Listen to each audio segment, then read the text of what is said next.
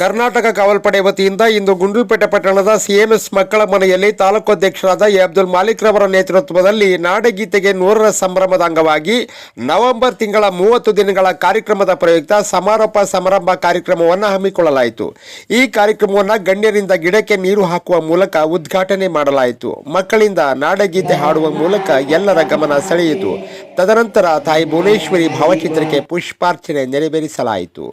ಈ ಸಂದರ್ಭದಲ್ಲಿ ಕಾವಲ್ಪಡೆಯ ತಾಲೂಕು ಅಧ್ಯಕ್ಷರಾದ ಎ ಅಬ್ದುಲ್ ಮಾಲಿಕ್ ರವರು ಮಾತನಾಡಿ ಕನ್ನಡಕ್ಕೆ ಅತಿ ಹೆಚ್ಚು ಒತ್ತು ಕೊಡಬೇಕೆಂದರು. ಇದೇ ವೇಳೆ ಸಾಹಿತಿ ಕಾಳಿಂಗಸ್ವಾಮಿ ಸಿದ್ಧಾರ್ಥರವರು ಪ್ರಾಸ್ತಾವಿಕ ನುಡಿ ಭಾಷಣದಲ್ಲಿ ಕನ್ನಡದ ಬಗ್ಗೆ ಹಲವಾರು ವಿಚಾರ ತಿಳಿಸುವ ಮೂಲಕ ಕಾವಲುಪಡೆಯ ಕಾರ್ಯವೈಖರಿಗೆ ಮೆಚ್ಚುಗೆ ವ್ಯಕ್ತಪಡಿಸಿದರು.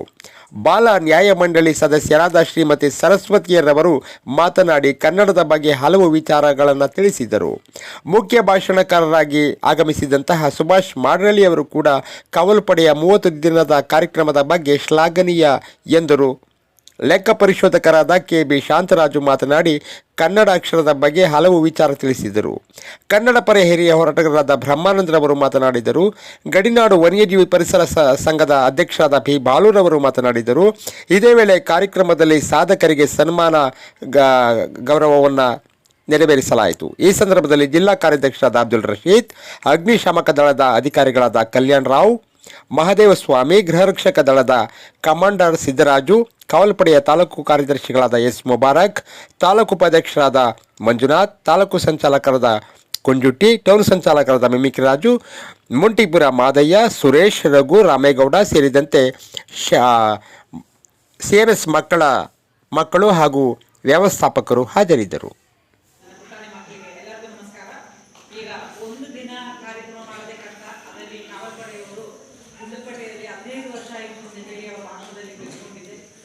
ಕಾರ್ಯಕ್ರಮವನ್ನು ಒಂದು ದಿನನೇ ಮುಗಿಸದೆ ಕಷ್ಟದಿರುವಾಗ ಈಗ 30 ದಿನ ಒಂದು ತಿಂಗಳಿಂದ ಮಾಡ್ಕೊಂಡು ಬರ್ತಾರೆ. ಇದರಿಂದ ಅದನ್ನ ತುಂಬ ಅವರಿಗೆ ಧನ್ಯವಾದಗಳು ಸಲ್ಲಿಸ್ತಾ ಇದ್ದೀನಿ. ಜೊತೆಗೆ ನಾನು ಈಗ ಮಾಲೀಕಣ್ಣ ಮತ್ತೆ ರಶೀದಣ್ಣ ಇವರನ್ನೆಲ್ಲ ನಾನು ಅಣ್ಣಂದೇ ಕರೆಯೋದು. ಜೊತೆಗೆ ನಮಗೆ ಸಾಂತ್ವನ ಮಹಿಳಾ ಸಹಾಯವಾಣಿ ಕೇಂದ್ರ ಅಂತೇಳಿ ಗುಂಡ್ಲುಪೇಟೆಯಲ್ಲಿ ಮಹಿಳಾ ಮತ್ತು ಮಕ್ಕಳ ಕೆಳಗಡೆ ಇರುವ ಒಂದು ಕೇಂದ್ರ ಇದೆ. ಅದಲ್ಲೇ ಏನಾದರೂ ಸಣ್ಣ ಪುಟ್ಟ ಸಮಸ್ಯೆಗಳು ಮುಸ್ಲಿಂ ಸಮುದಾಯದ ಅಂದರೆ ನಮ್ಮ ತಕ್ಷಣನೇ ಮಾಲಿಕಣ್ಣನಿಗೆ ಫೋನ್ ಮಾಡೋದು, ಮಾಲಿಕಣ್ಣ ಹಿಂಗಾಗಿದೆ ಸ್ವಲ್ಪ ನೋಡು ಏನಾಗಿದೆ ಪ್ರಾಬ್ಲಮ್ ಅಂತ ಹೇಳ್ತಾ ಇದ್ವಿ. ಆಗಲೂ ಆ ಅಣ್ಣ ತಂಗಿಯಿಂದ ಬಾಂಧವ್ಯ ಇದೆಲ್ಲ ಅದು 10-15 ವರ್ಷಗಳಿಂದ ಬೆಳೀತಾ ಇದೆ. ಅದೇ ರೀತಿಯಲ್ಲಿ ಈಗ ಈ ಕನ್ನಡ ಭಾಷೆ ಬೆಳೆಸಬೇಕು, ಅದೇ ರೀತಿಯಲ್ಲಿ ಕನ್ನಡನ ಬೆಳೆಸಿ ಮತ್ತೆ ಉಳಿಸಿ ಅದನ್ನ ಬಳಸೋದಕ್ಕೋಸ್ಕರನೇ ಇವ್ರು ಮಾಡ್ತಾ ಇದ್ದಾರೆ. ಕನ್ನಡ ರಾಜ್ಯೋತ್ಸವವನ್ನು ಮಾಡಿ ಒಂದು ಭಾಷೆನ ಹೆಂಗೆ ಮುಂದುವರ್ಸ್ಕೊಂಡು ಹೋಗ್ಬೇಕು. ಸುಭಾಷ್ ಅವರು ಅದೇ ರೀತಿಯಲ್ಲಿ 20 ವರ್ಷಗಳಿಂದ ನನಗೆ ಪರಿಚಯದವರು. ಕಾಳಿಂಗಸ್ವಾಮಿ ಹೇಳೋದು ನಿಜ. ನನಗೆ ಬರುವಾಗ ಕನ್ನಡ ಕೇಳಿಸ್ಕೊಡ್ತೀನಿ, ಅರ್ಥ ಮಾಡ್ಕೊಂಡಿದ್ದೀನಿ, ತಿರ್ಗಾ ಮಾತಾಡೋದು ಬರುವುದಿಲ್ಲ. ಆಗ ನಾನು ಮಾತಾಡೋದು ಭಾಷೆ ಬಳಸ್ಕೊಂಡಿರೋದು ತಮಿಳಲ್ಲಿ ಮಾತಾಡ್ತಿದ್ದೆ. ಈಗ ನಾನು ಬಾಲ ನ್ಯಾಯ ಮಂಡಳಿಗೆ ಸದಸ್ಯರಾಗಿದ್ದೀನಿ. ಅದು ಬಾಲ ನ್ಯಾಯ ಅಂತ ಹೇಳಿದ್ರೆ ಅದು ಜುಡಿಷರಿ ಕಾನೂನುಬದ್ಧವಾಗಿರೋ ಒಂದು ಇದರಲ್ಲಿ ನನ್ನ ಆಯ್ಕೆ ಮಾಡಿದ್ದಾರೆ ಗವರ್ನರ್ ಕಡೆಯಿಂದ. ಹಾಗಾಗಿ ನಾನು ಈಗ ಕನ್ನಡ ಭಾಷೆ ನನಗೆ ಕಲಿಯಲೇಬೇಕು, ಬರೀಲೇಬೇಕು, ಓದಲೇಬೇಕು ಅಂತ ಸಮಸ್ಯೆ ನನಗೆ ಬರಬಾರ್ದು ಅಂತ ಹೇಳ್ಕೊಂಡು ಕಸಾಪ ಅಂತ ಹೇಳಿ ಕನ್ನಡ ಸಾಹಿತ್ಯ ಪರಿಷತ್ತು ಕಾಬಾ ಅಂತ ಹೇಳಿ ಒಂದು ಎಕ್ಸಾಮ್ ಇದೆ. ಆ ಎಕ್ಸಾಮ್ ಪರೀಕ್ಷೆಯನ್ನು ನಾನು ಪಾಸ್ ಮಾಡಿ ಹೆಂಗೆ ಮಕ್ಕಳು 10ನೇ ಕ್ಲಾಸು ಓದಿ ಪಾಸ್ ಆಗ್ತಿದ್ರು ಕನ್ನಡದಲ್ಲಿ ಅದೇ ರೀತಿಯಲ್ಲಿ ಒಂದು ತಗೊಂಡಿದ್ದೀನಿ. ಅದಕ್ಕೆ ನನಗೆ ಹೆಮ್ಮೆ ಇದೆ. ಯಾಕೆಂದ್ರೆ ನಾನು ಇಲ್ಲಿ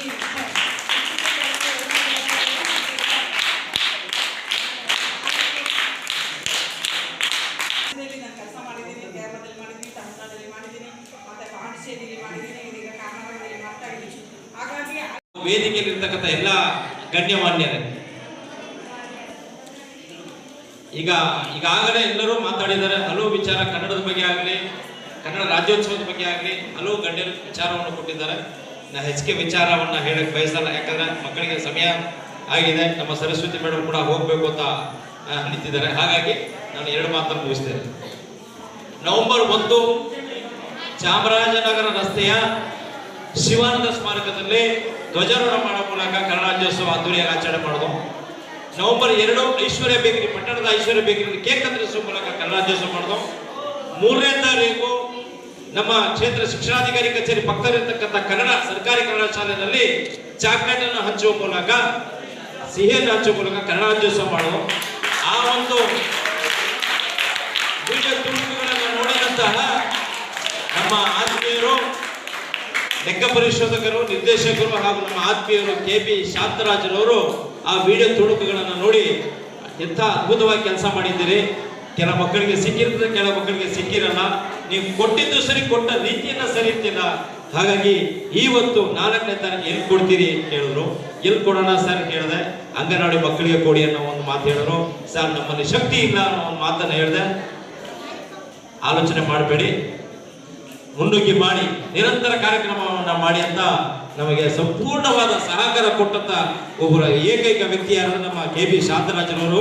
ಅವರಿಗೆ ಸಾರ್ವಜನಿಕರ ಪರವಾಗಿ ನಮ್ಮ ಸಂಘಟನೆ ವತಿಯಿಂದ ತುಂಬು ಹೃದಯದ ಅಭಿನಂದನೆಗಳನ್ನು ಸಲ್ಲಿಸ್ತೇನೆ, ತುಂಬು ಹೃದಯದ ಧನ್ಯವಾದಗಳು ಕೂಡ ಸಲ್ಲಿಸ್ತೇನೆ. ನಿಮ್ಮ ಸಹಕಾರ ಸದಾ ಅತ್ಯಗತ್ಯವಾಗಿರಲಿ. ನಾವು ಎಲ್ಲುವೇ ಕೂಡ ಯಾರ ಹತ್ರನೂ ಕೈ ಚಾಚೋರಂತೂ ಇಲ್ಲ. ನಮ್ಮ ಸಂಘಟನೆ ಬಗ್ಗೆ ಎಲ್ಲರಿಗೂ ಗೊತ್ತಿರೋಂಥ ವಿಚಾರ. ನಮಗೆ ಕೇಳೋದು ಕೂಡ ಮುಜುಗರ.